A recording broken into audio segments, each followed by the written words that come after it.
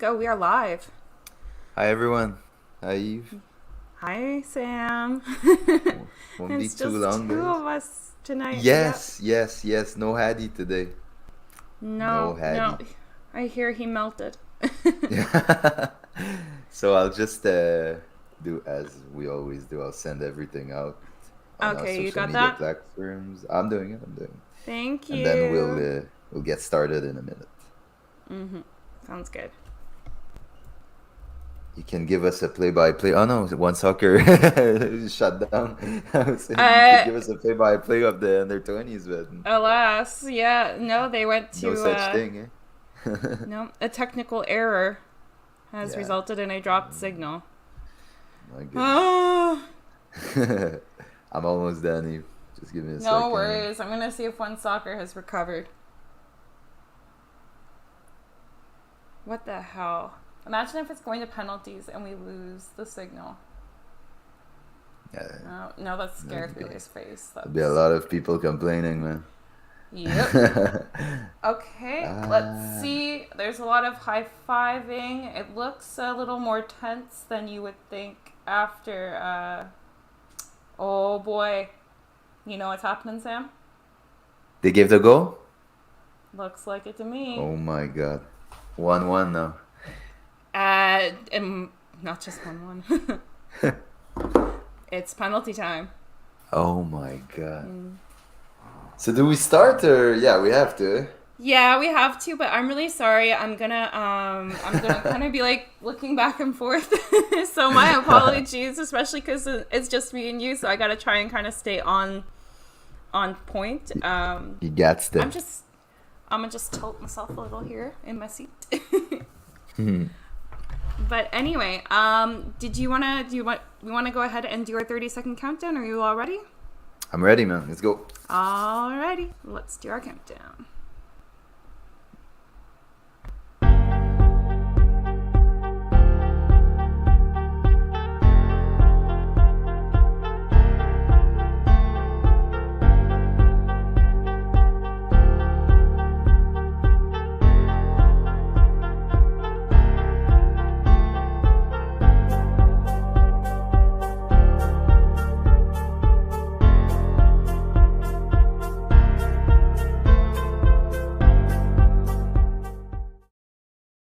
Hello, my friends. My name is Samuel Savy, and this week on the show, Montreal make amends at home for the Toronto debacle. Section 132 was looking like its usual self, and the Encyclopedia of Women Football, Jorge Sanchez, joins us for the Women National Team segment. That and a lot more in episode 88 of The Ball is Round.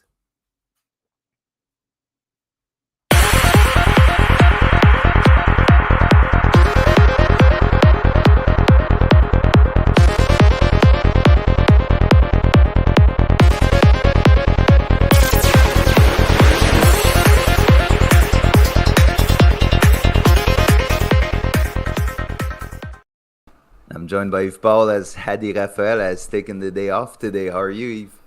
I am doing all right on this extremely hot Sunday. Holy moly. Yeah. We live in a little furnace, don't we? Whew, yeah, but I hope Hady is okay, man. I know he was going out. He was at all his activities, but in that heat, man, you have to keep it hydrated. You have to keep it cool, man. I hope Hady did all of that because we need him back here, eh? Yep, I know. We are trying. We're gonna have to try and kind of keep everything afloat without him. Yeah. Eve, I know, it's just you and I know how much you like a quiz. So we'll start with one. It's a Oh, one you're my question favorite, quiz. Sam. Thank you. Listen, we're at episode 88. Eve, I want you to tell me the only player in club history to wear number 88. Is it A, Eric Alexander, B, Amin Meftou, C, Mamadou Danso, or D, Mathieu Choinière? I hope it was Mathieu Choinière, because that would be a phenomenal story. Nope. It's Alas. B, Amin Meftou. I actually played with Amin Meftou. I was surprised when I saw it because I went on Transfer Market on the club history with the numbers and stuff, and yeah, Amin Meftou. He played 1 year with Montreal and Yeah. wore number 88. '88. So that was Uh-huh. something. Yeah, it was pretty funny to see. So Eve, sorry man, you didn't get No out worries. '88. No, it's I'm gonna blame it on the heat. So we'll jump right into the start of the episode. We're gonna review the Charlotte game. Mm-hmm. Well, we had to do well in this game. It was a shocking performance away to Toronto, and it was almost a must win because if you look in the East, how close the standing were, it's from first position to almost 10th. I think there was 4 or 5 points separating the team, so Mm-hmm. it was really really important. So Charlotte came into Montreal in seventh place in the East, having won Mm-hmm. two, lost two, and drawn one in their last five. Since playing us at home, they fired Miguel Angel Ramirez and replaced him by Christian Latanzio on an interim basis. Early on Saturday, we learned that Charlotte had traveled to Montreal, missing 10 players on health and safety protocol. On the other hand, Montreal, who started the day fifth, had a lot to improve, having lost to 10-man Austin in MLS and Toronto in the Canadian Championship midweek. Wilfred Nancy said he didn't regret his squad selection on Wednesday against Toronto, but he heavily rotated his personnel once again for this game. And a tweet came in from our friend Roberto Tiranardi, Mm-hmm. who asked us, what can Wilfred Nancy do to turn things around in a short term?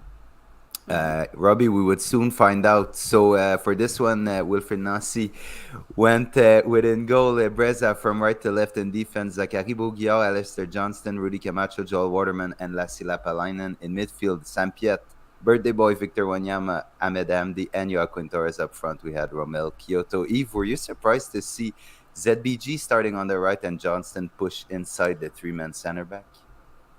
Yeah, a little bit. Knowing that there are players who are definitely center backs, who are on Montreal's roster who are struggling for minutes.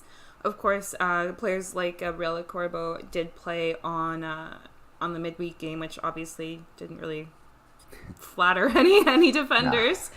So yeah, I was definitely curious to see him go to that position that we've been used to seeing him at with the national team. And then Yeah, again, and Joel Waterman, that meant that he was, of course, playing on his wrong foot.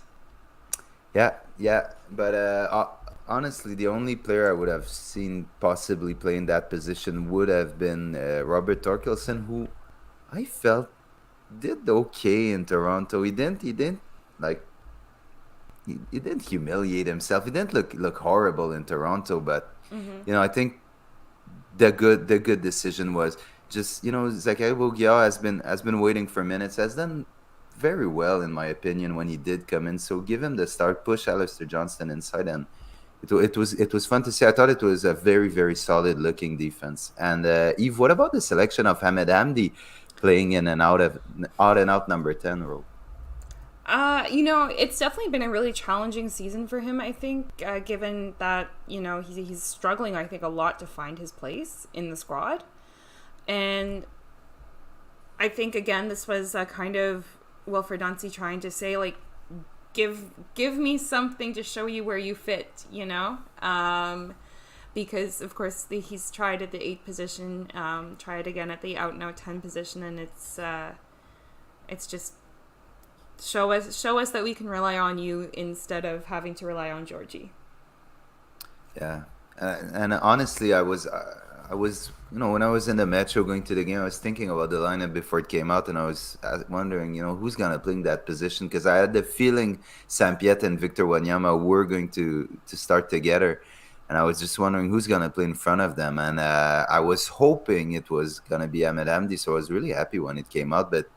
We'll talk about it a bit later. It didn't really pan out as we would have expected it to do. Um, you know, Eve, Sampiat and Victor Wanyama have not played often together. It's been a while. Surprisingly, yeah, it's been a while, and surprisingly, given how important both of them are to this team. So, did you have any apprehension as to how they would be able to separate the field to share the field together, or you were very comfortable with that decision? I mean, we have seen it be good in the past, mainly when Georgi Mihailovic was also on the field kind of as that intensely creative force. And we've definitely seen it be kind of flat and stagnant with the two of them present in past matches. So honestly, especially knowing that kind of an unknown factor of Ahmed Hamdi was also out there, I was a little pessimistic, especially because Montreal really, really needed to come out on the front foot, really needed to be kind of sticking it to Charlotte and showing that, they are intending to win. Yeah, and a statement had to be made given that Charlotte had came in with such a weak squad.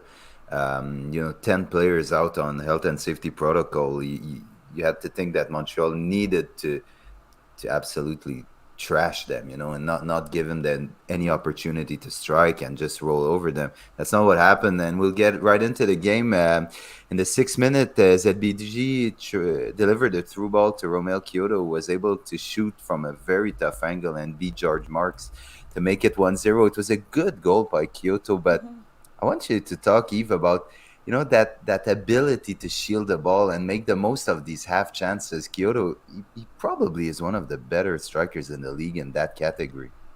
Yeah, and as well, he has an uncanny sense of timing for running off the shoulder of his defenders. More often than not. And I know it was close to the goal this time, but he was riding that offside, and he's got a really great physicality. Like, you can see the way his shoulders start to kind of hunch a little bit when he's protecting the ball, and that he's in the zone. Then, he's not going to go down easily or anything like that. He's going to, be very CONCACAF-y in the sense that he's going to put up quite a fight for the for the goal or for the ball, and as well, once again, his finishing on a somewhat tight angle was on point.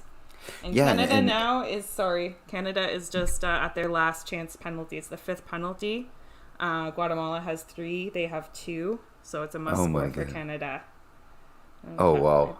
Okay. It's Habibullah taking it. Sorry to interrupt you, Sam. Okay. I'll go on, but... okay. We're going to sudden death. Okay. Yeah, so going back to Kyoto, what is frustrating the most is that as a center back, when you follow his run and you push him out, you did everything you had to do, right? You protected the goal, you pushed him as far as you could on a tough shooting angle, and he kind of always finds the way to get these shots across. Now, it's very difficult to do, and I think we have to appreciate Kyoto's ability to do that, because it's something that not a lot of strikers have in their toolbox, and Kyoto is very, very, very good at it. So that's great. If I want to ask you, ZBG has been in Robbie's proverbial coach's doghouse. How much pressure that early assist would have been taken off his shoulders? Yeah, it's gotta feel good. He's gotten some chances, and Canada's just been eliminated by Guatemala on penalties. Yeah. Yeah. And no, he's slowly, finally, it seems to be like he's starting to make his way back from that doghouse, because really, in the month of June at least, he's gotten a lot more looks in than all season. And by and large, he is contributing, whether it's a goal or an assist or whatnot. But, at the same time, I don't know if he's still, absolutely super reliable in those do or die moments, such as, of course, he did start in the Toronto game as well, which was a debacle. But that was a large debacle. So I think he's slowly but surely working his way back, basically. Well, he's doing the best he can, I think, and there's still a lot of work to be done on defensive responsibilities. And being where I'm positioned in the stadium when I watch games in 125, in the first half we had a very, very good look at ZBG's defending, and sometimes it's just realizing which player you have to pick up. And there was a lot of discussions between Wanyama and Johnston and Camacho, constantly between whistles, and when the ball came out, kind of briefing him, you need to be here, you need to be there. And there was at one instance he completely missed his coverage, and the left winger came in, and they had to, Johnston and Wanyama had to kind of sandwich him to stop him. It amazed me it wasn't a foul when that happened. I know. I think I know the one you mean. Yeah. Yeah. And but somehow it all started by a very very poor defensive coverage by Zachary Mm-hmm. Bourguignon. But I like the player. I think he's very very close to being a solid wing back. And these are some little mistakes that you can pick up, show him on film, work on it and training, and it won't happen again. So I think he's really really trending in the right direction, and he has that explosiveness, that pace that we dearly need on that right flank. Even though Johnston has done a fantastic job there, Zachary Bourguignon has something that Johnston doesn't have. That Mm-hmm. pure pace down that wing, and so we'll see. But I'm happy that he's progressing very well. Even the 8th minute, following a searching cross by Charlotte, Breza decided to box the ball away Yeah. when honestly could have just let it go out who caught it, I think. And about 10 seconds later, the ball was in the back of the net. So Yep. I know I know Pantemis has been criticized for his performance against Toronto, and one mistake led directly to a goal. Do you feel that there is still a competition between Breza and Pantemis, or Wilfried Nancy is gonna live and die with Sebastian Breza? It certainly feels like he's going to live or die with Sebastian Breza, because I think pretty much everybody was kind of baffled by that particular decision that inevitably led to a goal. And, at the same time, you can look a little bit to the defenders as well, who kind of didn't seem to catch on that Charlotte was going to recycle that super quickly. So you can also put a little bit of blame besides Breza, but it was the initial move, obviously, that led to the goal scoring opportunity. But honestly, it feels like there's not much that Breza can do to be pulled out of net, really. Yeah. And he did make one, like, he did later on in the second half, and perhaps we're going to talk about it, he did make one intense point blank save, which was then, of course, followed up by, like, the off the line clearance from Waterman. So, I mean, he does have his good moments, but then some of those things are pretty baffling. Yeah, and I think that's what's not good for a goalkeeper, is that what you need from a goalie is that stability, that kind of zen, Like almost reassurance. flatline. Like Yeah. what's gonna happen. You don't have to wonder, like, is he gonna pull out a fantastic save and next time just let one in through his legs, or you just need him to be almost on the same level. And Breza can give you the best, like he can give you the worst, and you're always wondering what's next. So that's a stressful point for his backline. If it is for us fans, imagine for the defenders in front of him. So uh, man, I don't know. I have the same feeling as you, Eve. I think that there's not much that Breza can do to lose his job. I think it's him, and it's gonna be his until the very end of the year. And Mm-hmm. Pantemis probably won't see him unless Breza gets injured or suspended, because the Canadian Championship is over. So at halftime, Eve, the score was 1-1. Montreal had led possession 55-45. But I think changes were expected to be made at the break. What were you expecting? Um, yeah, I think, I was expecting some changes at the break. It obviously was not coming off for Ahmed Hamdi. It looked like he was lost out there. Like, I don't know what obviously the instructions given to him by Wilfried Nancy were, but it looked like he was kind of out in no man's land for much of the game. And you could it almost felt like, as the half went on, it was obvious. It felt like he was picking safer options because he wasn't sure of himself in what he was, doing, and trying to make a run or trying to perhaps put off an interesting pass. He went for a safer option that might have killed a chance for Montreal on a few occasions. So you kind of felt like he was withering, and he was probably a good candidate to be replaced. Mm-hmm.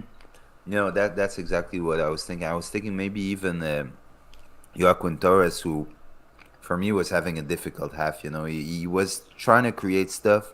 Nothing was really coming off. So, but I was definitely expecting Abdi to leave that game, and I was kind of expecting Torres. Didn't happen, but definitely not expecting Lassie. The explanations after the game were it was confirmed by Wilfred Nancy that he had only prepared for 45 minutes for Lassie.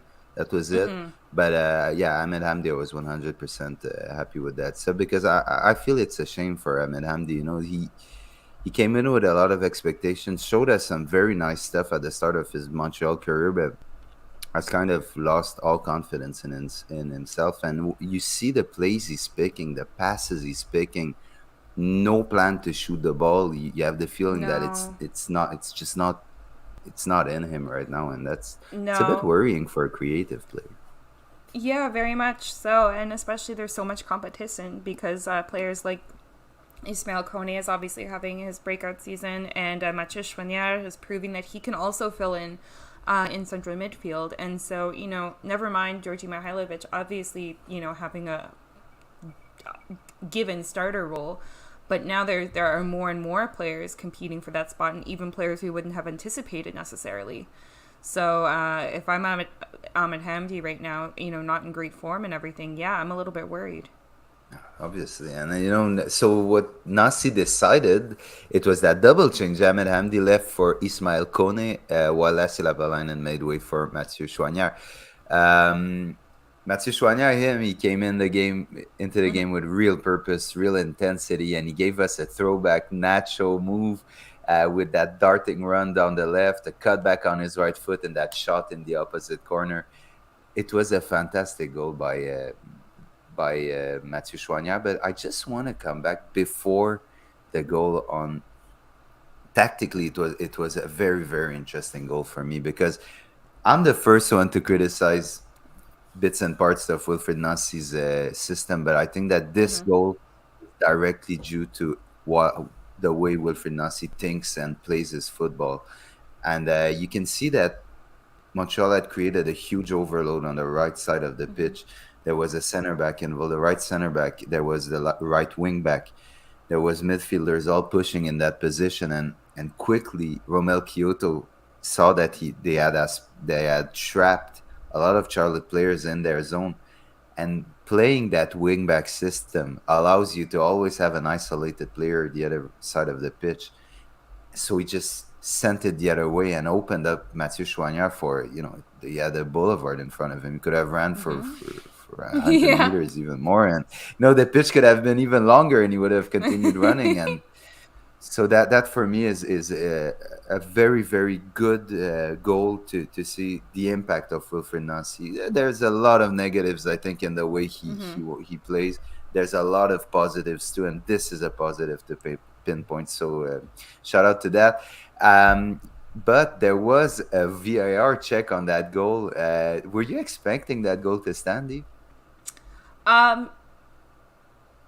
Honestly, no. At first, especially from the angle where I am in the stadium, it's kind of it's basically the opposite of where it would be good to judge or not. But given like the funny little, I don't even know what to call it, like gazelle leap that Zach Broguier did in front of the net, seconds, milliseconds perhaps after the ball left Mathieu Choinière's foot, I said, oh no, he's impeded the keeper's view, no. But sure enough, for anyone who's had the luxury of seeing the replay, it turns out that it was not quite as egregious as it had appeared. Although I can definitely see why it was called into question initially. Yeah, exactly. The same thing. So my first reaction was, well, for those who missed it, Mathieu Choinière, when he did take that shot, Zachary Bourguignon kind of went in front of that shot and almost hit him. But he was in an offside position at the moment that Mathieu Choinière took the shot. I at first I thought the ball had hit Zachary Bourguignon, so I was saying if that's a goal, it's Zachary Bourguignon's goal, but he's offside, so it won't be a goal. Now the ball didn't touch Bourguignon, and there's Emile Archambault on Twitter. He's always very vocal on refereeing, very, very interesting, and he explained that Law 11 on offsides was modified recently, and that an obstructing player now needs to be directly in the field of view of the goalkeeper when the shot was taken, which was not the case.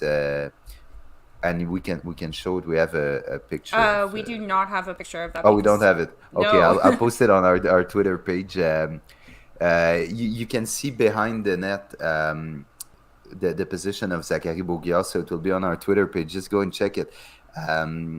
Zachary Bourguignon is about 5 yards on the left of the goalie when the shot is taken. So, at the pace he was running and when the shot came in, it kind of felt like he passed at the right moment, but there was no player impeding in front of the goalies or Mm-hmm. everything. So that's why Nima Sagafi accepted the goal. So Montreal was ahead 2-1 right after the break, and Wilfried Nassi's changes looked absolutely great. In the 78th minute, Mason Toy made his comeback 10 months after injuring his shoulder against New York Red Bull. It was a great moment for the American, and he was greeted with a Yeah. standing ovation at the stadium. He nearly scored 30 seconds later. Happy were you to see him back on the pitch? Oh, I was so happy to see him back after such a long absence. I mean, it's terrible. You know, he picked up that season-ending shoulder injury last year. And then, lo and behold, he's on the cusp of returning in preseason and gets injured once again. And I mean, that's got to be such a blow, such a devastation, to a player. And especially, he had been pretty open on, being someone who has very high standards and who might even be a little too hard on himself. So to see him be able to come back and to see the fact that, like, obviously the fans at the stadium were aware of kind of everything he'd gone through to be able to come back after almost a year away. It was a really beautiful sight. It was awesome. Yeah, and I would have loved him to score that goal. It was so close. I think it was 15 seconds after he came in. Oh, it was like his first touch. Yeah. Yeah, definitely. But what's good in my opinion is that his comeback. For sure, it was a cameo appearance, 15 good minutes for Mason Toy. But I think that coming forward, in the next weeks, what's good is that everyone goes back into their regular chair in the picking order for Wilfried Nassi. So you don't need to overtax Kai Kamara, who's at his best, in my opinion, at this moment in his career, for 20-25 minutes at the end of a game, or to give a good 45, 50, 55 minutes at the start of a game. Then, but giving like 90 minutes two times a week to Kai Kamara is too much. Ridiculous. Yeah. It's too much for him. And especially if the heat's going to be like it is now. It's crazy. And, he's a warrior, he's a competitor, but, I think it's someone that you need to have on the long run. He's going to be important for the playoff dog race in the East. So it's so important that Mason Toy is back, and Wilfried Nassi probably very, very happy of his comeback. Sure. Two subsequent substitutions were made by Nassi, Kamara for Toy, and not Kamara. Kamara for Kyoto, I'm sorry, in the 83rd minute, and Torkelson for Piet in the 93rd. Sam Piet was cramped up, understandably. He absolutely ran himself into the ground. What did you think of Sam Piet's performance? Yeah, overall, I thought it was good. I think it was a little bit better when the midfield cohesion was also better in the second half when Ismail Kone came in. He's obviously been a lot more adventurous, I think, in recent matches, as far as kind of trying to contribute to the forward going. And every time he's at the top of the box and there's a rebound, I'm like, okay, well, we know it's going to the moon, but that's okay. One day, like that 150th try, it'll come off, I'm sure. Overall, though, I liked it because it allowed him to be a little more conservative. It allowed Wanyama as well to be there for a little bit more, kind of linking up the back to the front. And yeah, honestly, I have no complaints about Sam Piet's performance. What about you? I love them. I absolutely, I love his performance. I think he really, really gave a shift, and I think that people have kind of forgotten how Sam Piet is good defensively because of the presence of Wanyama. But if you can bring both players, because it's very different in the way they play, in my opinion. Piet is very good to get the ball back off the opposition, or anticipate the movement, anticipate a pass, and stop the opposition, while Victor Wanyama is so good in transition. So if you have Piet that can win the ball back and give it to Wanyama, who's so good at shielding the ball, absorbing pressure, and then opening spaces with a pass, you have exactly what you need for a good quick transition. So Sam Piet is very important to this team, and he really showed his value.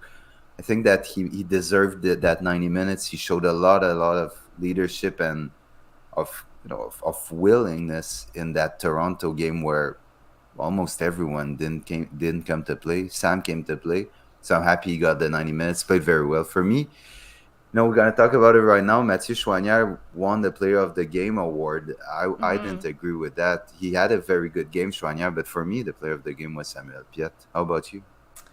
I mean, player of the game is kind of, it's voted by the fans and everything, right? So usually it's Yeah. gonna go unless there's no goal scored.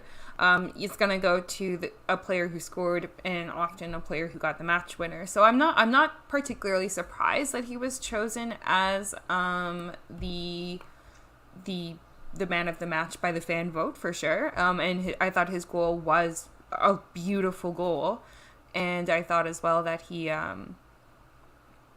that he did put in a good shift during his 45 minutes.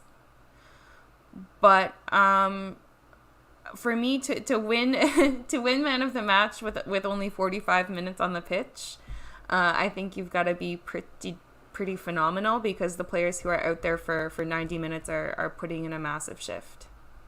Absolutely.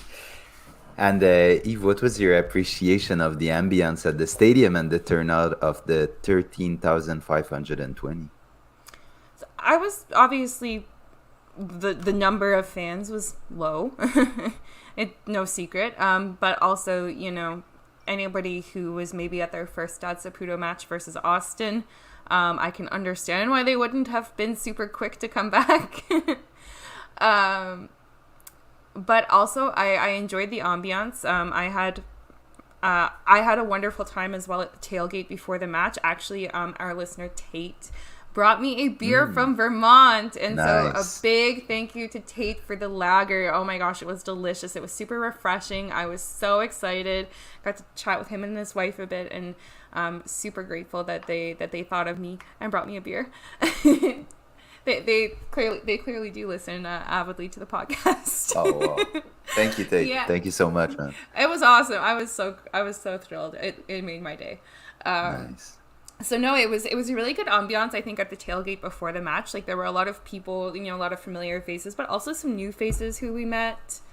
And then as well in the stadium, I thought overall it was good. It was loud. It was boisterous, and obviously, there were folks we hadn't seen in a while there. Yeah, exactly. The section 132 was almost full and for real looking a bit like its old self. The one thing I didn't see anything with I did Like, identifying ultras, so there no, was not no. 100% sure Yeah, who all was actually there. Like, yeah, which of the exactly. groups. Yeah. So I'm not gonna say the ultras are back because they didn't, show their colors really. But Mm. I was very happy to see people in section 132, and it obviously helped a lot the ambience in the stadium, and it was Mm-hmm. feeding off, I think, on the rest of the stadium, on the players, and no dig. I mean, 132, 127, all the groups do a fantastic job, but in our section of the stadium, a bit on, Mm-hmm. on the Olympic stadium side, Mm-hmm. I hear the 1642 a bit less because of where Mm-hmm. I'm seated. So I was happy to get that vibe on my side too. It was cool. Um, Now, obviously, there had to be something. Club issued a statement on the actions of Yeah. Section 132. So CF Montreal said we are thrilled with our win Saturday night and with the atmosphere in the stadium, despite the ambience and a few illegal acts took place, putting at risk the health and safety of all people at the stadium. The use, notably, of unauthorized pyrotechnic devices in Section 132 of Stade Saputo is not accepted by the club in accordance with stadium regulations and the MLS Code of Conduct.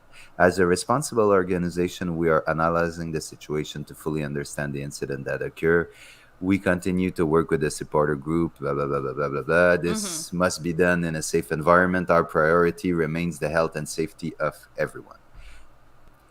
You know, that's difficult. Now, what do we think of that statement now, Well, I go ahead. I mean, obviously the team came under, like, I don't want to eternalize, and I don't want to No, me neither. like speculate, I guess, too much, but the team obviously came under a lot of scrutiny last year with the kerfuffle with Toronto, and the league getting involved in that. So I'm sure there may well still be a bit of a microscope on Montreal, so they have to be very careful.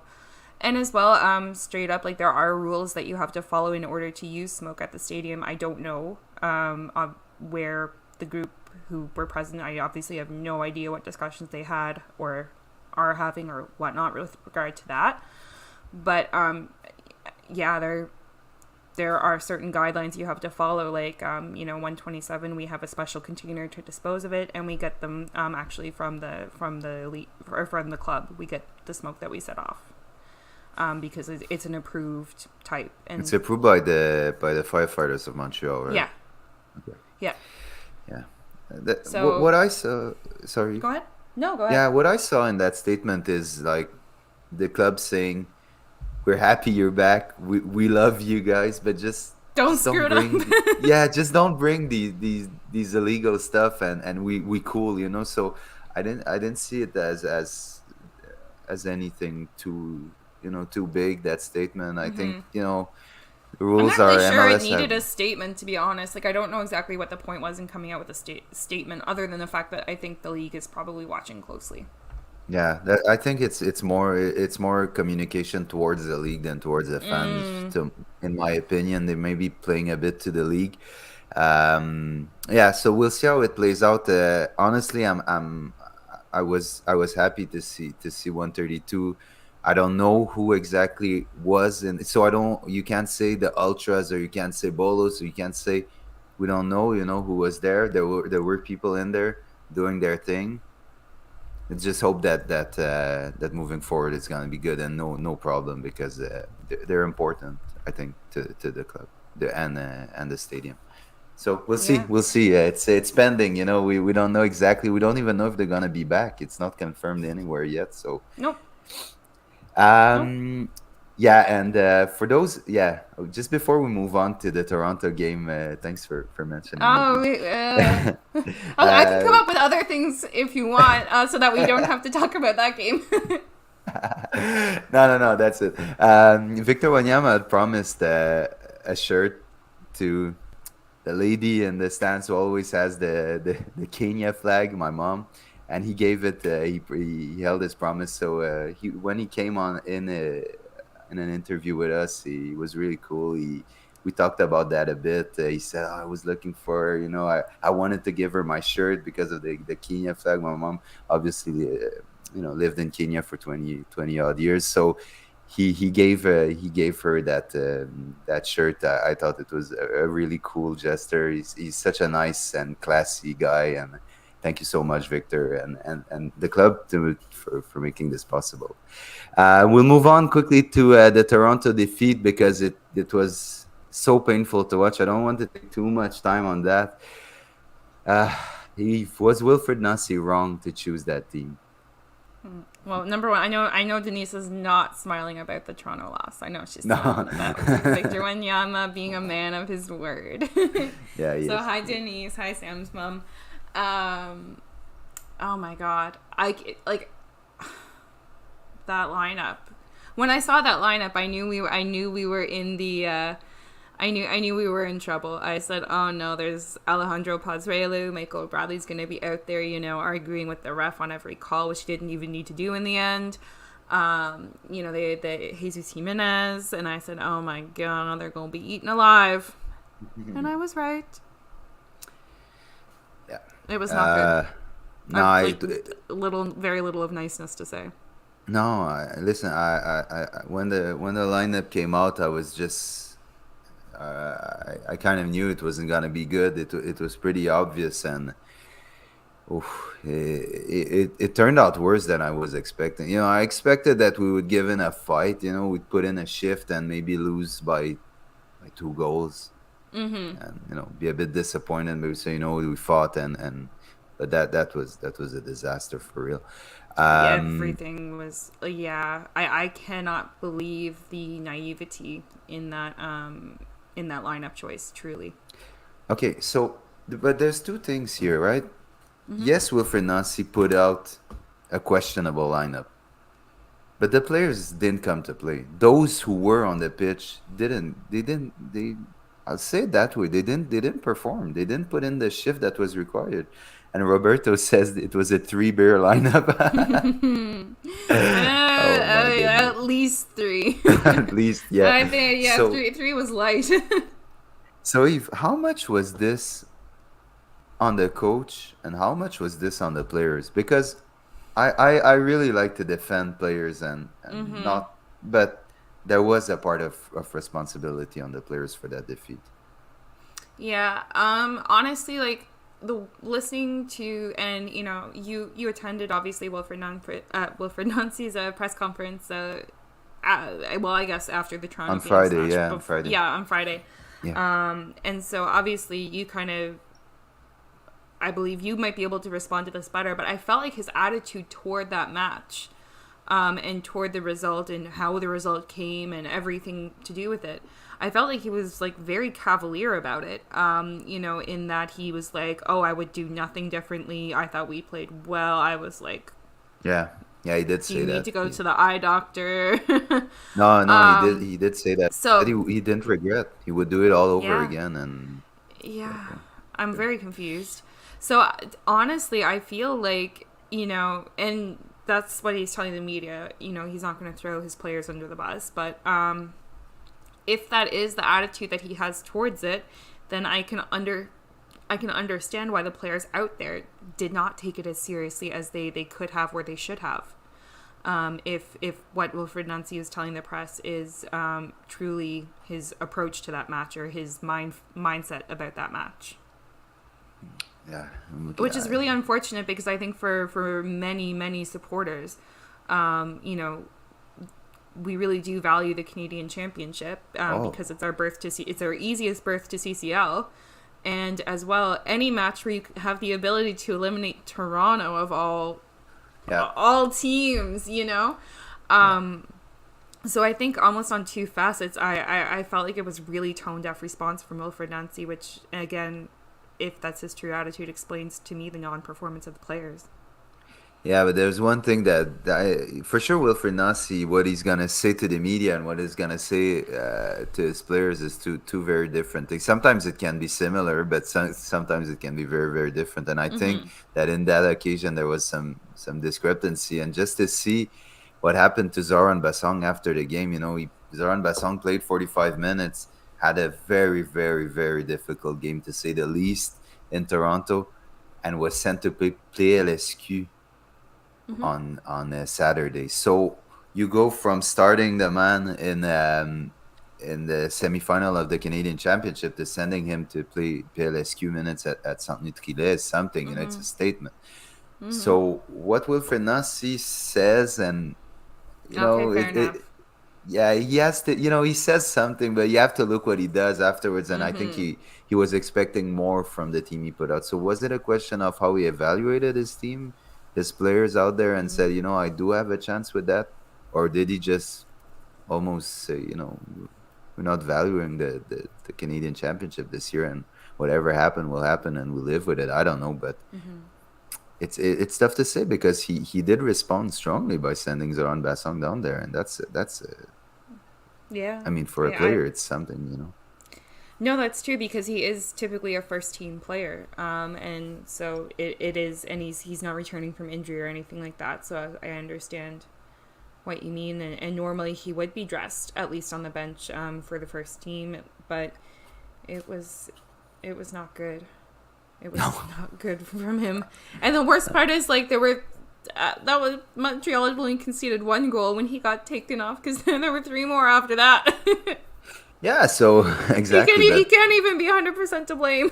no, no, no, not at all. But for sure, the first goal came from his turnover. Oh yeah, it was Oh, a dire turnover. and you could see Wilfried Nancy's reaction on the Mm-hmm. sidelines. He was absolutely mad. Man. He was yelling. His hands were all over the place. Yeah. I had the feelings on Basong wasn't gonna go out for the second half. We're right. But Yeah. yeah, no, it's a shame what happened in Toronto because us fans, we really really value the Canadian Championship. It's always some really cool nights, especially when we're able to play at home. That direct route to the Champions League that we all love in Montreal Mm-hmm. is no more now. So it's a shame. It's a real shame. Yep.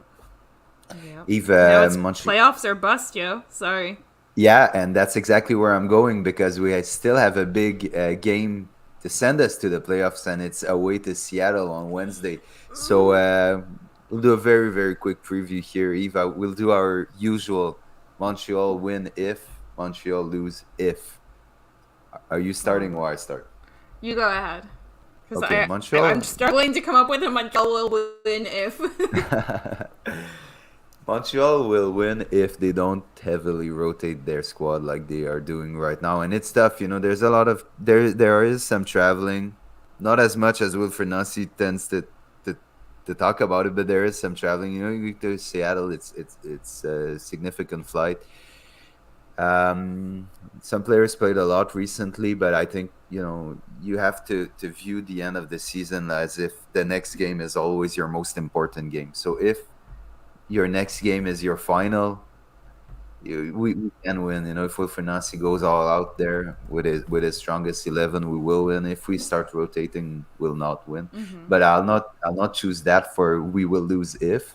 We'll lose if Seattle just plays its better game, because Seattle is a better team than us. So if Seattle comes out with their swagger and their strength and their quality, and they play a Seattle-esque game, yeah, they're gonna beat us. Yeah. As simple as that. Yeah. And I will say Montreal will win if Seattle does choose to rotate the heck out of their squad. Because I live in fear of Nicolas Ladero and Raul Ruiz and Jordan Morris and Christian Roldan. And I live in fear basically of that entire squad. Joao Paulo had his season unfortunately ended, which is a big loss for them, but they are still ticking along like a well-oiled machine. So I start the kids. Yeah, play the youth, like Hady would say. Yes, come on, Seattle, play the youth, like the U14s. And Holy Gale says Montreal will win if Seattle get a stomach flu. Yep, and Montreal will lose if... Oh, gosh. Montreal... I just feel like Montreal's going to lose. Honestly, I just feel like it's a given. I feel like, if Seattle is the Seattle that we know and if you're me, fear, but very much respect, I respect the bejesus out of their organization, then definitely 100%, it's a walk in the park. Yeah, I think I'm with you. So that's it for Montreal. We'll just move on to the national teams right now. We'll go to the men under 20 real quickly. They had their game against Guatemala, the first game of the knockout stage of the under 20 CONCACAF Championship. The last. A defeat. It finished 1-1 and 0-0 in regular time, 1-1 after extra time, and we went to penalties and we lost. Rida Zouir, Kishan Ferdinand got minutes as starters. Jean-Aniel Assi came into the game as a sub. So it's an unfortunate end for Mauro Biello's man, and now you have to wonder what's next for Mauro Biello at the helm of that team, because there's a lot of people that are unsatisfied. There are a lot of questions being asked. Yeah. And I mean, honestly, Canada made it a very difficult tournament. Way more difficult than you would have expected against the nations that they face. So, yeah, I think a lot of questions being asked right now. Yeah, so what I would probably like to see is, I think Mauro Biello is a very important part of John Erdman's coaching squad. Mm-hmm. So concentrate 100% and find someone to get the under-20s. Dedicated youth coach. Yeah. 100%. Yeah. Absolutely. Big time agree. Eve, is Jorge ready? Well, he's sitting here in our waiting room, so I sure hope he is. Alrighty. Hello, Jorge. Hello. How are you guys? Doing so well. How are you? Good. Oh my gosh, I'm so thrilled. We have a legend again. Jorge, we don't hear you too well though. Can you hear me now better? Oh, that's perfect. Oh, this is perfect. Thank you. So, Jorge Sanchez, thank you so much for accepting the invitation. I'll give you a presentation. I tried not to make it too long, but you have impressive credentials. 27 years as coaching women's soccer, split between time with the Concordia Stingers, Quebec Soccer, the National Center of High Performance, and you still follow the women's game very attentively. I just wanted to get the listeners to know you a bit, Jorge, before we start talking about the women national team. So I had a few questions prepared for you. So if you Sure, want go ahead. that little I'll do my interview best. segment, um, can you explain us how you got into coaching, and especially on the women's side of the game? It's actually not that complicated a story. It's kind of like they do in movies. It's about a girl. A friend. Jorge. It was about. It's Yeah, thank you. like a friend of mine, a teammate Mm-hmm. at Lakeshore Soccer Club, decided he wanted to coach our senior women's team. And my fiance was playing on the team, and he figured since I go to the games anyways, I was uniquely qualified to be his assistant coach because I'm there anyways. And then halfway through the summer, he decided he didn't like being a coach and quit. So Oh. all of a Okay. sudden, mid-July comes, and I'm coaching a senior women's team full of players that are friends of mine, and never really wanted to be a coach, never thought about being a coach. And that season ended okay, but I started asking myself what it might be like if I had the team from the beginning and had the chance to prepare and actually learned how to coach. And it's sort of the the nightmare. If you ask my wife, the nightmare started there. It just started there. It was like one step led to another. My first full year, we went to nationals that were here in Dorval, and we finished fourth. And Wow. wow, Awesome. maybe I can do even better. And then it just started from there. So from Lakeshore, I went to the Quebec teams, and from the Quebec teams, I went to Concordia Stingers for 16 years. So it was a great ride. That's So awesome. how old were you when you started that first year you were talking about? I was 25, Oh my 25, God. 26 Oh years my old. lord. Wow. So most of the players were friends of ours. My now wife, but my then fiance. Yeah.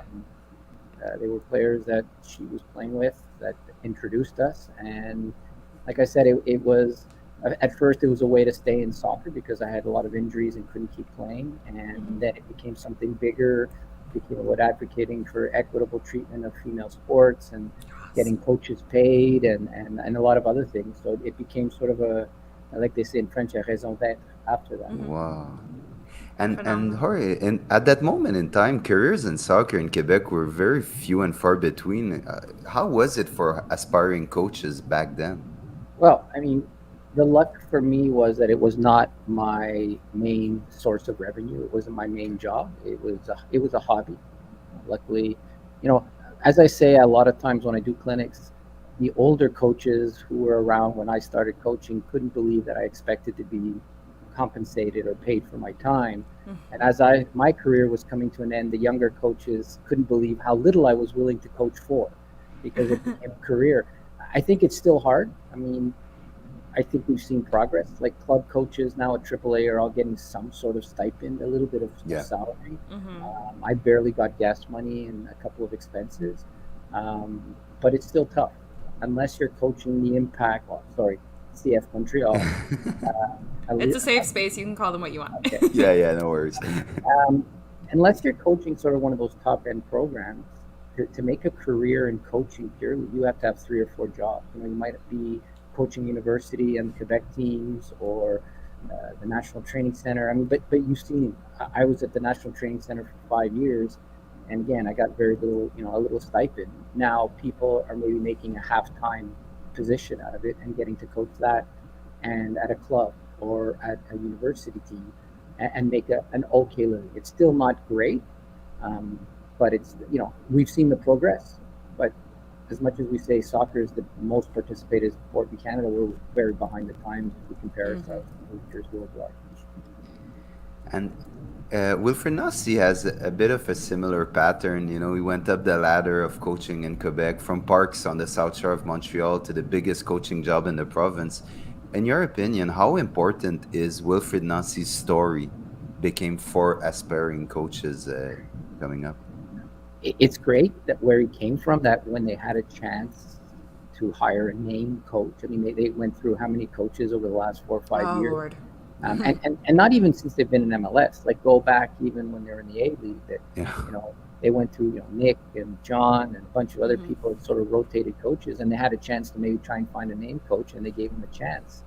And I think it shows confidence in him. I think the players appreciated that they're not bringing in a mercenary, but that's a one-off. It doesn't happen. I mean, you look at my last 16 years at Concordia, we had 7 full-time coaches, but not soccer. Other universities across Canada, more and more universities are having full-time coaches or half-time coaching with a position in administration in the athletics department, or they're a teacher. We don't see that here in Quebec. There's a few coaches like Eldad Duarte, who regrettably passed away a few years ago, but he was at Rougeard and was the technical director for the region. There's a few coaches like that. Alexander De Rocha at UQAM has 2 jobs that lets him make a living. But again, to make a good living, you have to combine 2 or 3 jobs. So it's great to see Wilfred Nancy get that position, but that's more almost a unicorn and not the norm. Oh, okay. Yeah. So that's a bit of a bummer, because I often say here in these podcasts that Wilfred Nancy is such an important story for coaching in Quebec, that it's gonna make some young kids dream about really putting their heart and soul into coaching and putting a lot of time into it, because maybe one day they will be the next Wilfred Nancy. So yeah, it could happen, but like I said, at least coaches are making a living just coaching. They're not coaching one entity, and they're not necessarily pro, but there are now a lot of coaches making a very decent living. But again, you're coaching weekends with your club, and then maybe during the day with the National Training Center or the Centre National or the Sport Études. But it's great to see that people can actually aspire to be a coach. And good examples, Jessica Silva, she came up through the ranks, and now she's coaching sometime in France. And maybe that's, it's like players. It's unfortunate that our top coaches, to make a really good living, may have to go elsewhere. Mark DeSantos, same thing. Like there wasn't a lot of opportunities here. Rian Wilkinson, who's coaching the Portland Thorns, she said it. The only way I could be a professional club coach is to leave Canada. Yeah. So it's getting better. I mean, if I look back in '91 when I started, it's kind of leaps and bounds, but we're far from the ideal. Wow. 100% agree with you on that. 100%. So Jorge, we'll go right into the main subject now. We want to hear you on the women national team, their squad selection. And we'll start with a question from one of our friends of the show. Chan asked a very pertinent question. He asked, there is no Carl and Vien, so Gabriel Carl and Evelyn Vien were not selected by Brave Priestman. What did you think about their omissions there? If you listen to her comments after she announced the roster, she was asked, and she said, Cal is more about the players around her, and that Yang didn't seize her chance. And that was a very quick answer. And I have a feeling, unfortunately, that Gabrielle Cal may get caught up in that situation where she'll be getting too old to be a youngster and not quite old enough and having played enough to be considered a vet that we keep around. Like she's been a perennial. I mean, she's been around since 2016. She was an alternate for the Olympics in Rio, but she's never really been given a chance. And even when she's on the active roster, she never really gets a chance to play a lot. No. And now you're seeing younger kids like Grosso and a few others that are starting to be sort of the go-to players off the bench. And I'm worried that maybe she's going to be seen as the internal backup. And as a coach, you're trying to strengthen your team. That's what you change first, right? If you're comfortable with your starters, you're saying, okay, who's the next young player that can come in? Yeah, it's a weird situation because she's been the top. She's been amazing. Everywhere. I mean, she's the leading scorer in the history of the NCAA. She went over to Europe and she's scoring everywhere. Yeah. If there's one thing Canada lacks and has lacked for the last 3 or 4 years, is goal scoring. Like, go back to the Olympics, great, and it was fantastic to win a gold medal. And a lot of the girls that I coached who played on the national team, a lot of the women that I coached and former players that I talked to, it was like a lifelong work that had gotten there. But the last 3 games, they won in penalty shots or because of the penalty. Like, they can't score Yeah. goals from open play. No. And Christine St. Clair will not play forever. No. reality. She's trying. Yeah. It's going to be, I'm okay with her deciding when she walks away from Oh, the game. totally. I really don't have an issue. But Deanne Rose and Michelle Prince and even Janine Becky, although they've kind of changed their role, they're not stepping up and getting. I mean, the one thing about Christine, even when the team was terrible, she still scored a ton of goals. Yeah. Now the team is behind her is really strong, and there are no goals coming from open play, and it's scary. I still have a lot of questions about Jordan Huitema. I haven't. Okay, thank you. Me too. And I think she's the type of player that would have looked really great for Canada 15 years ago, 12 years ago, like before John Herdman, when it was more, have big players up front and kick the ball. Yeah. She's not a player who's going to beat you on the dribble. She's good. She's strong in the air. She's a strong player. She's a kid still. Don't get me wrong. She's, I think, 21 or 22. Oh, so she's very young, yeah. She's still very young. But considering she's the next one, if you look at Christine St. Clair at 22, how many goals did she have? She was scoring goals from 17 at the top stage. So with weaker teams. So I'm just worried. I don't know, there's another player from Quebec that people don't realize, Marie-Jasmine Anidou, who tore it up when she played for UQAM, has been playing in France for the last few years. I'd be looking for goal scorers, and that's what she is. For some reason, Bev seems to be comfortable with the forward she has, and that's great. I mean, I can't second guess a coach. We're not there day in and day out. No. Something in training that Evelyn didn't produce, but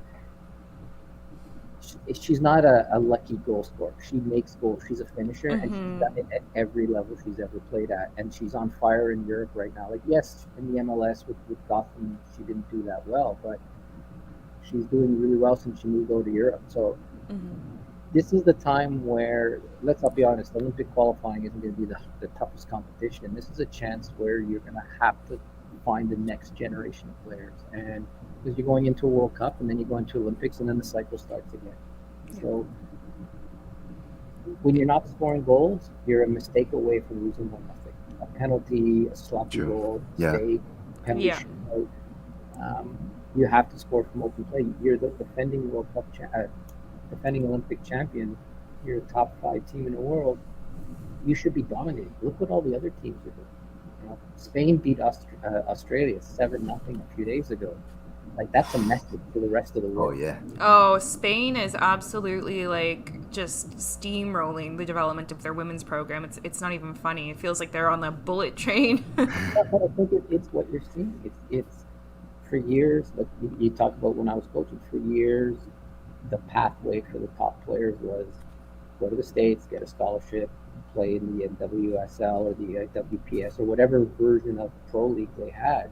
That's not true anymore. Nope. Club soccer in Europe and the women's side is taking off. People are making good livings now playing club soccer in Europe. And maybe we don't have a league at all.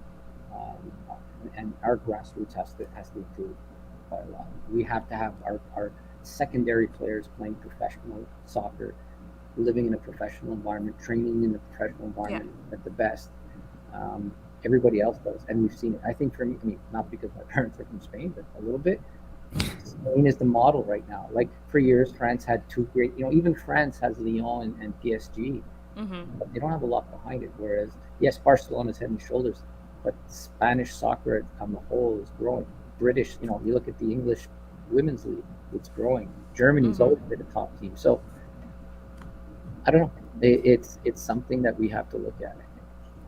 Oh, it's something where for me, it's like the red flags have been waving for a few years now that it's going to be too late, and Canada's going to get super surpassed by other nations very soon. I don't want to take anything away from the gold medal. I mean, no. You win it on the day, but in women's soccer, the Olympic competition is always less competitive in the World Cup. Just because, you have 3 teams from Europe, and, France wasn't there.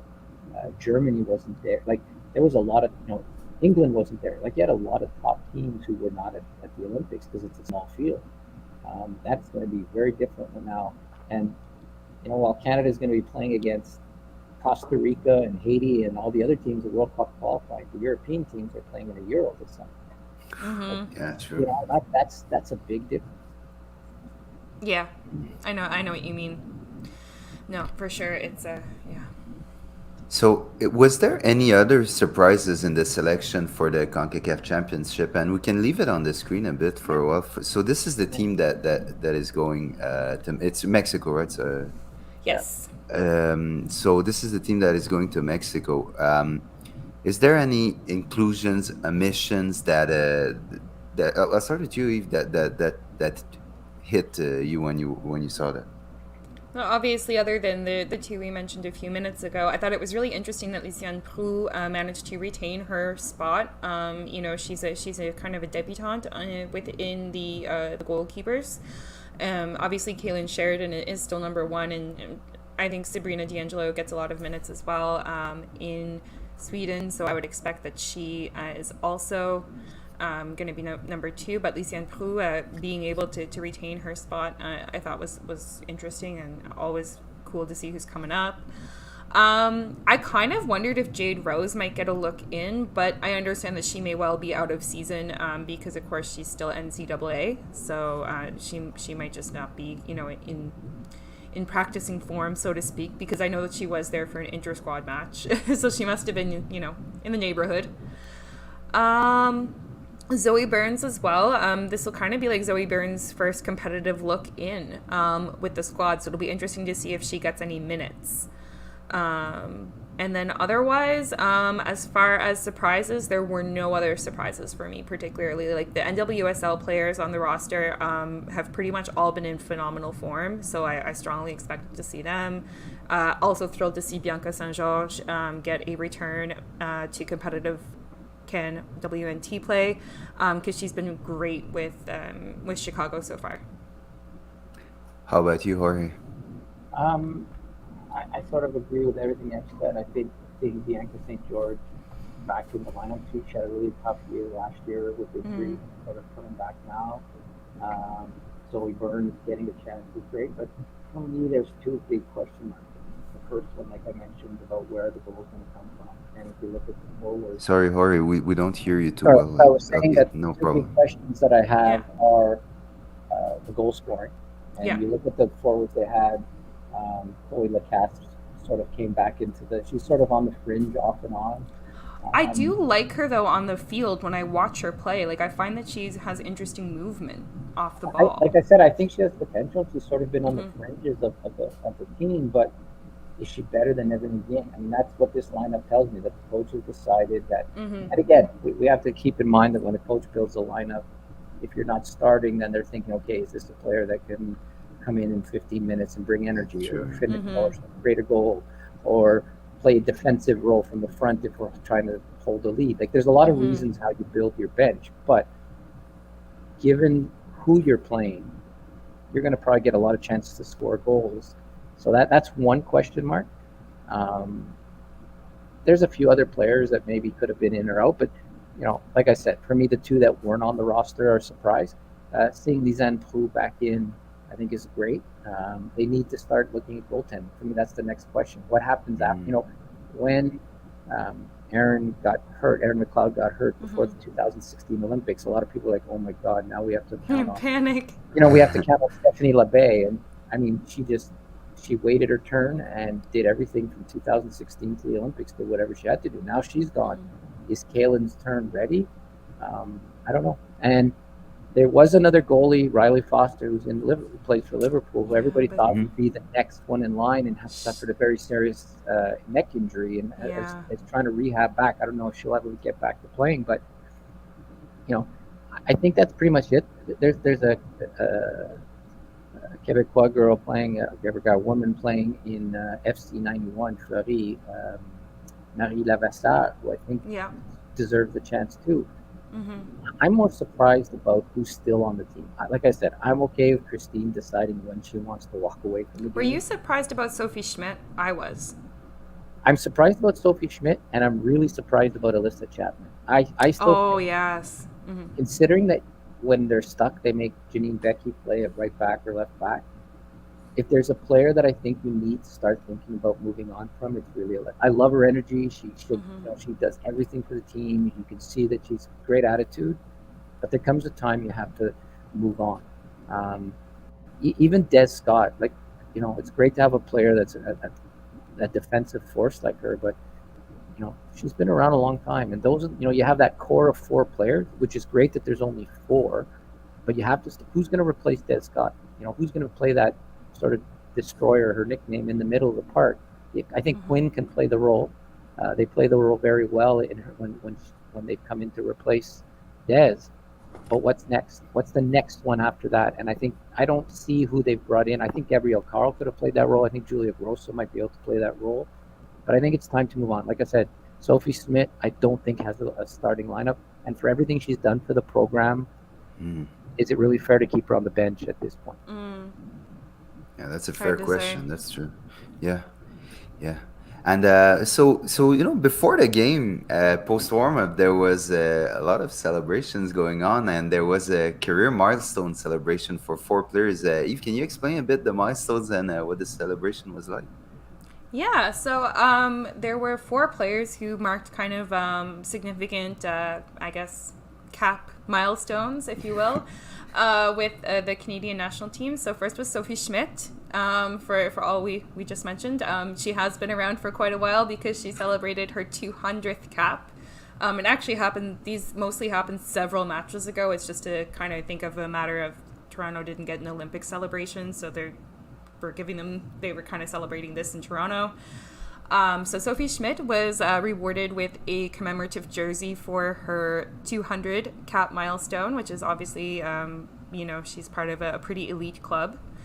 And then we also had Kadisha Buchanan, Jessie Fleming, and Ashley Lawrence, each of whom celebrated 100 caps or passing 100 caps for the Canadian women's national team. So obviously, given how young, especially Jessie Fleming is, to have already reached 100 caps, that's outstanding, and it's a testament to the quality of the player.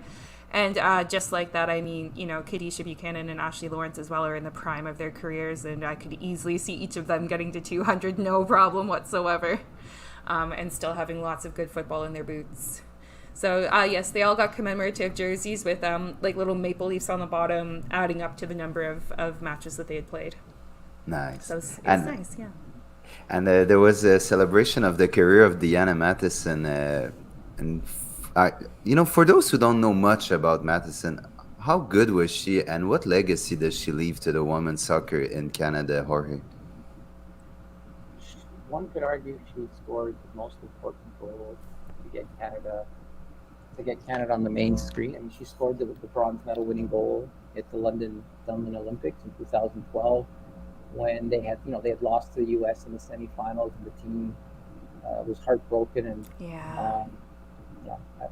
I know a few of the players who were on that roster, and the team was really devastated. And the leaders stepped up and said, "There's no way we're going to lose." And they got into extra time. They got completely outplayed for 90 whatever minutes. And John Herdman said it best: "There's just no way we're going to lose today. Like, we might not win, but there's no way we're going to lose." And for me, that was sort of the turning point, because a year before that, they had finished dead last at a World Cup. And there's a famous picture, if you ever get a chance to see John Herdman's presentation about when he came to Canada, there's a picture of Christine St. Clair sitting on her knees and looks completely devastated. So this is Canada soccer in 2011, completely on their knees, devastated. Players were talking about retiring. And from that point on, it's been straight up. So, I mean, even myself at the beginning, like, what does she have? Like, she's not the quickest. Yes, she's very technical. She's not strong. She's not big. She's not fast. But she just did all the right things. Like, she just made everybody around her better. She just, you need players like that. They don't. You don't think they do a lot, but everybody around them is better because that player is in the position and does a lot of the work. And exactly. And I think it's great. I think it's too bad she came up a little short of making the Olympic squad last year because of injury. But I think her legacy is, there's nothing, other than Christine St. Clair, she may be the second greatest Canadian female soccer player that we've produced. Yeah, no, I don't disagree. And, also in her times when she hasn't been able to play through injury, I think I've really enjoyed her presence on, for example, usually when TSN is broadcasting, she's often in the studio. I think she might have been there maybe from time to time. Don't recall every year, but she might have also been around for the Olympics as well. And so I've really enjoyed her analysis. And so as well, that side of what she brings now kind of in her non-playing side. And as well, I think she's going to be a great advocate for bringing professional soccer for a women's league to Canada. I hope that she will somehow be able to be involved in that project because I think she'd be a great advocate. I think you're right. I think it's great to see the pioneers that, if we talk from Quebec, the Amy Walshes and the Connie Cants, the Annie Calvin players were there in the late 80s and the early 90s and flew on, Isabelle Morneau, et cetera, et cetera. But this generation of players that are sort of coming to an end, Diana, Ryan Wilkinson, Karina LeBlanc, those are the players that accomplished something. Like they took over and they brought it to the next level. Mm-hmm. And they're the ones who now can advocate so that the younger players can get a pro league and can make a living and can get equitable pay. It's happening. Yeah. Like they can't hide behind, well, it doesn't make money. Like countries, Norway, Holland, US, England, Spain, the national teams are all getting equitable pay. So, Canada can't hide behind it anymore. No. And I think they got a wake-up call when the men walked off, saying we're not playing this game until both teams get their equal share. So, and I think it's those players who are going to, when they speak, people are going to listen because they've accomplished everything there is to accomplish. Exactly. So what is the barrier that is still left that it's not happened yet, that equal pay situation? Is it a more administrative? Is it like what's in the way of it happening? Tongue in cheek, I'll say years of misogyny in some ways, but I mean that's part of it. I mean, we have to stop talking about it's not worth it. Everybody, like, sport remains one. I mean, I think there's still inequity in salaries everywhere in all facets of society, but it's probably more ingrained.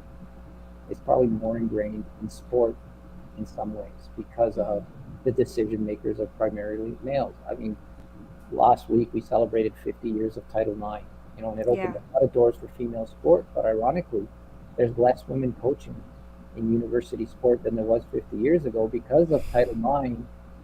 Money was invested in female sport, so that meant that coaches coaching female sport now got paid. So all of a sudden, men said, "Oh, maybe I'll coach on the women's side since I can't get into the men's side. I'll coach on the women's side because I can make a living now." So there was a lot of women coaching women's sport when there was no money to be made. So the decision makers are still male. I mean, you see it. We've improved, but I remember going to a tournament, to a national championship on the same plane with the men's team, the same hotel. We're all going the same way, and the men were getting twice as much money. And I said, but why? Like, our expenses are exactly the same. And the answer was yes, but girls and women are better at fundraising. Like, guys don't have time. Like, they're so focused on playing soccer, they don't have time to fundraise. So we've come a long way from there, but there's still a lot of that. And you've seen it. Barcelona played in front of 60,000 fans. Like, it's there. It's people watch it, but there's still some old stereotypes and why don't women coach men? I mean, and you're seeing it now, right? More and more hockey teams in the NHL are hiring women on their administrative staff and development staffs. And the argument always used to be, well, a woman can never coach men because, how many women have played professional sports? And it'd be awkward to have a female in the locker room with male athletes. As a male who only coached women, my question would be, how many men have played female sports? and as a male, trust me, a male going into a female locker room could also be awkward. Like, those are just excuses that people made up that seem like cookie cutter answers, and it's the same thing. You find the money. Like in Canada, we have other issues. There's administrative issues, and I don't think this is the forum maybe to discuss about that. But the whole thing with Canada, business, whatever it's called, Canada Soccer Business, that they own the rights to show. One Soccer owns the rights to all the national team stuff, but it's an entity of Canada Soccer, so you kind of sold your rights to an organization that you're kind of helped found. And takes it away from TSNs and the Sportsnet. Looks a little fishy. Yeah. We talked about that. When after the press conference of Canada soccer president, we had a discussion on that, and You know, it was I'm going to start a it looked broadcast. fishy. Yeah. I'm going to start a marketing company, and I'm going to hire them to do my business, and then I'm going to say I have no money because they cost me too much. Like it's a little incestuous for me, and That's a little suspicious, yeah. it's suspicious. But like I said, I think it's great to see. Like it's growing, and I think if Canada's going to take its soccer, and not women's soccer, it's soccer seriously, you have to see what's happening around the world, because we have on the men's side two World Cup cycles to put ourselves on the map. We're going to Qatar in November, and then we know we're going to be a co-host in 2026. So that's, we have 4 years to really put ourselves and become. There's no reason a country our size and with our pockets shouldn't be regularly going to the World Cup. If the Costa Ricas and the Honduras and the Panamas and the Jamaicas can go to even once every 3 World Cups, there's no reason we should be going 36 years between World Cups. And on the women's side, we're at the top of the heap. Why would we go backwards? Exactly. It's so true.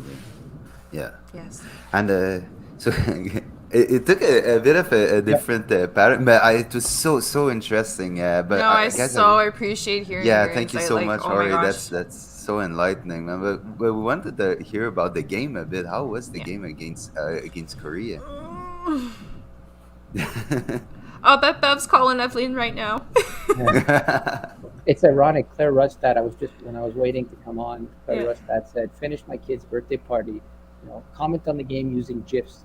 And people are doing like smashing their head against the tree. Oh yeah. I mean, it goes to exactly what I was saying. It's the kind of soccer that Canada has played for the last 3 years. Yeah. Organized defensively, don't give up much, play a ton of possession, which is great because for years it was kick and run. When I was at the National Training Center and the players would be at their midfielders, I said, "Oh, you're going to get a sore neck watching the ball go over your head all the time because Canada doesn't play with their midfielders, you just defend." And it's great, but again, 0-0 against North Korea. They're not playing a top team in the world, and the Asian teams are very organized. I mean, I had an opportunity to play 2 international competitions against some of the teams from China and North Korea and Japan, and they're always well organized. They're always technical. But it's still not a top team, and they couldn't manufacture. Forget a goal. They couldn't really. For me, they didn't manufacture decent chances, and the defense was giving them opportunities. They just couldn't get in behind. And what's going to happen when they play the U.S.? What's going to happen when they play the European teams next year at the World Cup? And like I said, if you're not scoring goals, you're one mistake away. Like you're playing a Mexico who's their domestic league is getting so strong, and if they defend just as well as you do, and you get a bad penalty shot called against you, or you go to penalties, then what? Like you hate to crash out of the World Cup because you couldn't score 1 goal against a Mexico or a Costa Rica or whoever, or Trinidad and Tobago. Yeah, no, exactly. No, it was a really frustrating game to watch. Like, I feel like they could still be out there now, and the score would still be 0-0. Honestly, it was a super frustrating game to watch, and you're right. It kind of highlighted that pressing concern, especially because Christine Sinclair, missed out today through injury, and she should be probably back for the CONCACAF championship. Because obviously she made the squad, but at the same time, it deeply concerns. And occasionally we can rely on like Jessie Fleming to unleash a thunderbolt from outside the box, and so on like that. Or Vanessa Gilles to plant a header from a corner, and Vanessa Gilles, of course, it was only good for 45 minutes as she returns from injury as well. But for me, it was not convincing from Jordan Huitema today. I'm sorry, but it wasn't. And 15,000 people, that's a positive. That's a positive. There we go. The atmosphere, I went to watch Canada play China in 1989, and there was 50 people in the stands in Ottawa. My word. To have a women's game where people paid a decent ticket price, and there was, no disrespect, but how many people were in the stands yesterday for the CF Montreal game? I think it was 13,000 and change, and there was 15,000 for a women's national team game. So, granted, it's in Toronto, and they always are very supportive and very patriotic, but there's a lot of positives. I mean, it's great. You've seen their the last 3 domestic games have been very well attended, which is great for the program. And we talked about equal pay. That's one of the ways you do it. When you're selling 15, 16, 20,000 tickets, you can't hide behind nobody wants to watch the team play. Absolutely not. And especially, I wish they tell us how many tuned in as well on One Soccer and stuff like that. Unfortunately, we don't get the numbers. And that's another issue. I mean, it's still very restrictive. Like, I can't believe that you're not showing domestic games on. I'd love to see it on CBC, so it's really accessible. Oh my gosh! Canada's, it's Canada's Broadcasting Corporation. Like, they represent. Okay. It's owned by the government, so you'd think they'd be on there. But again, at least if it was on TSN or Sportsnet or RDS or at least we could see it. But again, it's being attended. It's fine. But there's a lot of positives. Like, we have Jesse Fleming playing at Chelsea. We have Khadija Buchanan is now playing at Chelsea. We have, Ashley Lawrence is playing in France. We have players playing in the top clubs in the world. For me, Jordan Huntema, no disrespect to the NWSL, I think she took, she gambled big, leaving right after high school and going straight to playing in the French, first division. The very top team in France. Well, with now asterisk, because sometimes it's Lyon, as it was this year. It's more Lyon, but regardless, she did what is becoming the norm. People don't have to go to university, right? She decided, my soccer career comes first, and I'm going to play. But it hasn't been conclusive. And so because of it, to get minutes, she has to come back to Portland. And let's be honest, Portland has a very strong Canada connection. You have Karina's the GM, Rian's the coach, Christine's the captain and greatest player in the history of the league, perhaps.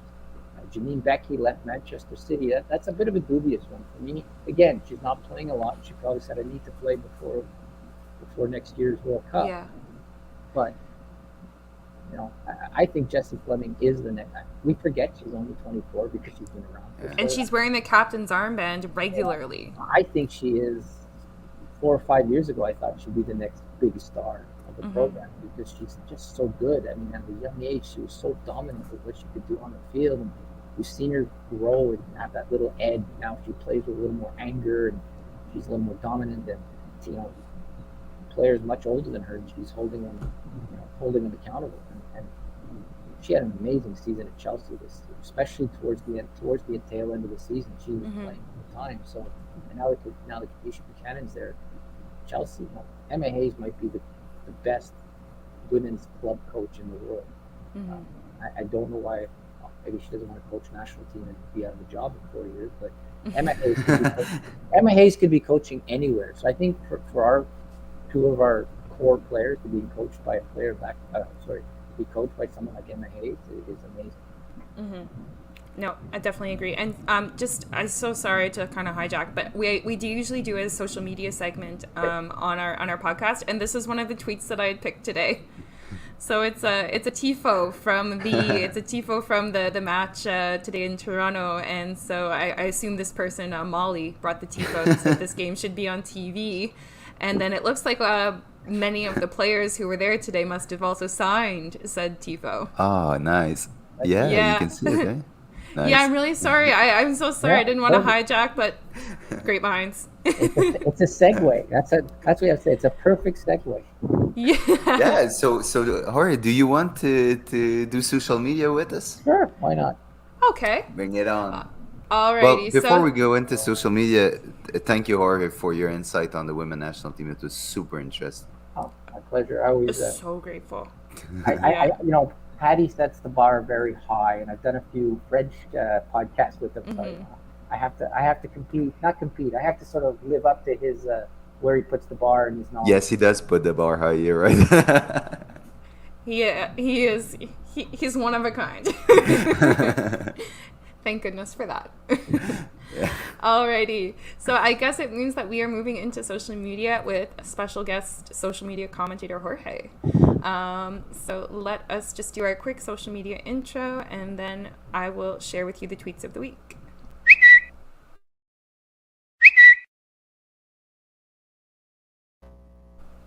Alrighty. So yes, I did kick us off a little preemptively just because I was so excited that I had picked something right along Jorge's line of thinking. So yeah, we have Molly here who made a really sick tifo for the match today, and calling out TSN and CBC. I too, Jorge, like you said, I would prefer to have national games on CBC as accessible as possible for anybody because it's free as long as you can access the internet or have a TV thing. So 100% agree, and clearly lots of other people do. So just a quick heads up, Jorge. A lot of our tweets do cover kind of around the spectrum. So we'll have some CF Montreal, we'll have some Canadian national team tweets, just kind of a little bit of hodgepodge. Okay. I'm a soccer fan first, and spend a lot of time in soccer. Lovely, awesome.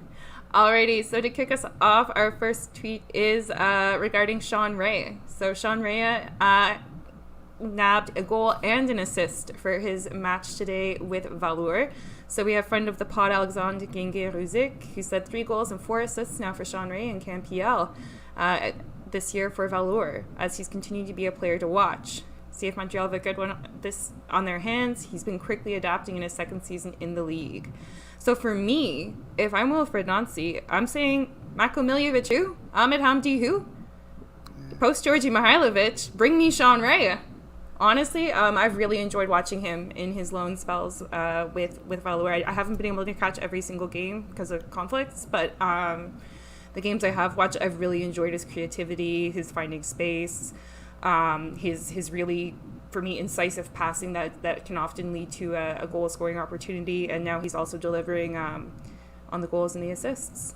So yeah, is anybody else like team first team, or is it just me? No, I think that league, I mean, I know they don't want to see themselves as a farm team league for the MLS, but a lot of great players got loaned out to other clubs in so-called lower leagues to develop. And for me, Joel Waterman, like, I would have never thought Joel Waterman would almost be an undisputed starter at the back line. And he came from this same league. So, you know, it's better for some young players to just play a lot. And goal scoring is something you learn by scoring goals and playing. You don't learn. A goal scorer can't sit on the bench and not get the chance to score a goal. So, like you said, with Georgie out, who's next? And I think, you know, maybe not this year. Let him finish out the year. Oh no, for sure. Oh, for sure. And then next year, you know, maybe he's the one coming off the bench, and maybe you're selling Mihailovic because there's a lot of interest and you get some good return on him, and then you want to give a chance to a player like this. Yeah, no, for me, the players who have auditioned in Georgi Mihailovic's role in his absence so far have not lived up yet. So to me, barring a change, obviously, between now and the end of the season, or when Georgi Mihailovic departs, for me, it's open season on that spot. I think only Kone yesterday was the one who was the most visible, I guess. Or the most decisive in that role, because he sort of played more of a central role, and yesterday he sort of played almost like for like, not exactly, but he was the one who seemed the most as a replacement. Probably the closest. Yeah. But I don't think the plan on the long term is to playing that high on the pitch. I think Kone could look really, really better as a box to box, because he has the ability to run with the ball and to really, bring it forward. Well, I think that number 10 role that Georgie does so well is that he finds these pockets of spaces and combines quickly a bit higher up the pitch. So, Sean Ray kind of have a bit of that profile more than Kone. So. Well, we'll see, but yeah, I agree with you, Jorge. Yeah, Kone looked very, very good yesterday, but it was playing a bit weird that we're talking about a 10 that's kind of playing on the flank. Like, I know it's because of the lineup, but it's not a traditional starting position for a 10. No. Wilfred Nancy isn't too traditional in his systems either. So. If Andres Iniesta could be seen as a 10, then I guess anybody on the line can be a 10. That's a good point. Sorry, that was a little Spanish insert. No worries. Go ahead, man. I love it. Alrighty, next up we have Harry Nikolidakis, and I'm so sorry if I mispronounced that in any way, shape, or form. So this tweet says, ZBG needs to play. I think he's every bit as good as Larea and can make the Canadian men's national team with playing time. Every bit as good as Larea? That's a hot take. It feels hot to me. Yeah, it's Has a the bit hot. potential to be as good as, Okay. maybe. Mm-hmm. Is he as good as all the time? Is he as good as him now? I'd say not. I really, when he's on, I mean, the thing, the speed, the pace, the ability to go up and down, but Yeah. the inconsistency is what kills him. There's days he just looks disinterested, to be honest. Yeah. That's a fact, yeah. Yeah, no, that's a good point. And as well, Richie Larea, he kind of has some intangibles as a player. Like, he will not take any BS. He will not allow, anybody to push around his teammates. He's always good for a confrontation, and getting into the mind of the opponent. And I don't know if Zach Rowe-Garrett has that in his persona. So there is that intangible quality as well to put into place. So, but you're right. Maybe the potential's there. That's the competitiveness. That when I say he looks disinterested, that I don't want to say lazy because that's harsh. But it's like the switch turns off every so often. Whereas Larea finds a way to contribute. If his technical ability isn't quite there, he's going in hard and tackling. Like he brings something every game. Yeah, no, that's a good way to describe it. Thank you. I like that. Next up, we have Canadian men's national team. So this is just a feel-good story. So there was a charity event in Edmonton. So there was a lineup and there was a video quoted in the tweet. The tweet is from Smoke City FC. So there was a video quoted, obviously not showing the video because it's just a video of people walking in a door. A lot of people. So this is the lineup for a charity event that Alphonso Davies was a part of in Edmonton yesterday. He was supposed to be there for 3 hours. He stayed for 7. What? Awesome. 7 hours. And it was like a meet and greet, so signing autographs and taking pictures and stuff. But to me, it also says these players are really endearing themselves to the community, and if I'm the organization Canada Soccer, I'm oh man, no one's going to be on my side when it comes to these negotiations. They're just going to want to side with the players 100%. But I think overall a nice feel-good story. Nice to see Alphonso Davies making time in the off-season for the community and raising money for a good cause and spending no less than 7 freaking hours. That's amazing. And it's funny because I read somewhere that said, the first Canadian to play in a top league, to play in the Bundesliga, and it's not really true. We actually had a Canadian who played for Bayern many years ago. You guys are young. Owen Hargreaves, but people don't think does Owen Hargreaves count?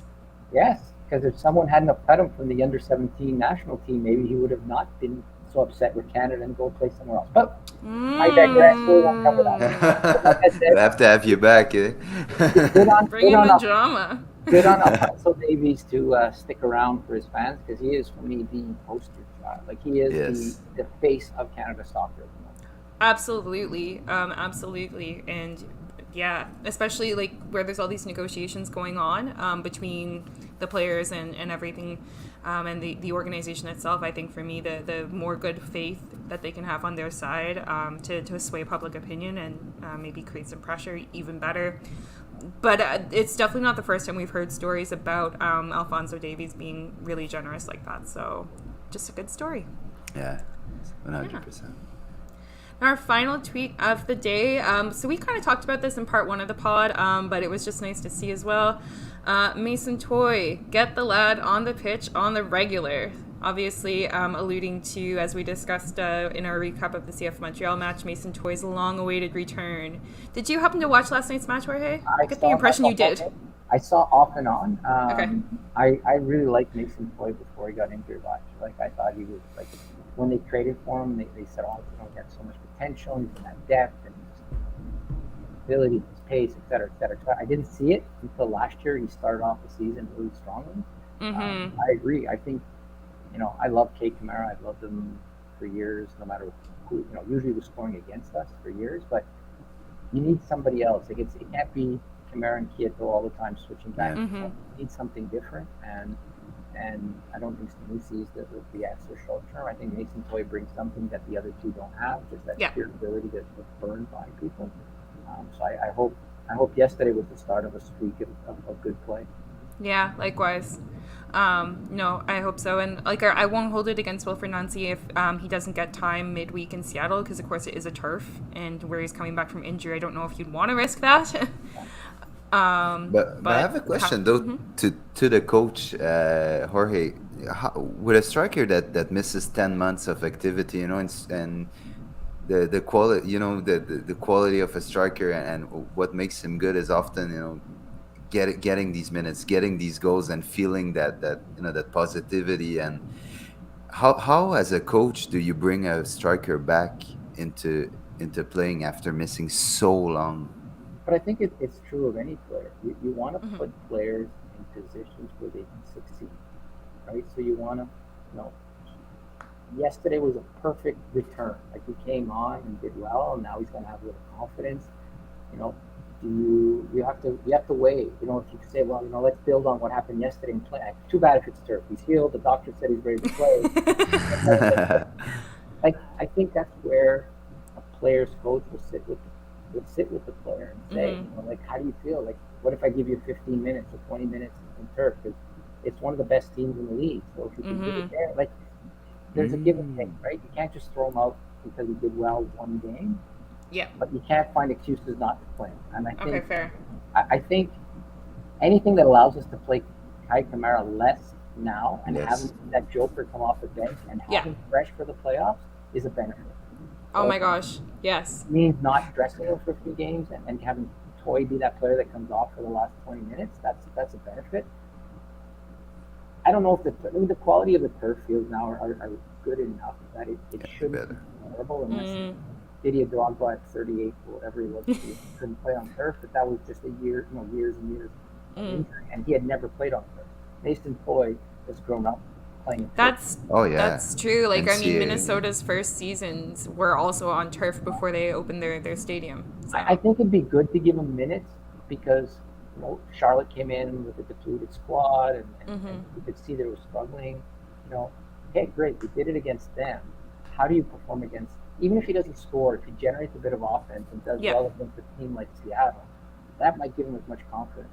And he puts the ball in there. So I think you have to bring him back, and you have to sort of measure it that reward success with playing time, and don't punish it if he doesn't get it. Is sit with him and talk him through it. Like what didn't work? What can we do?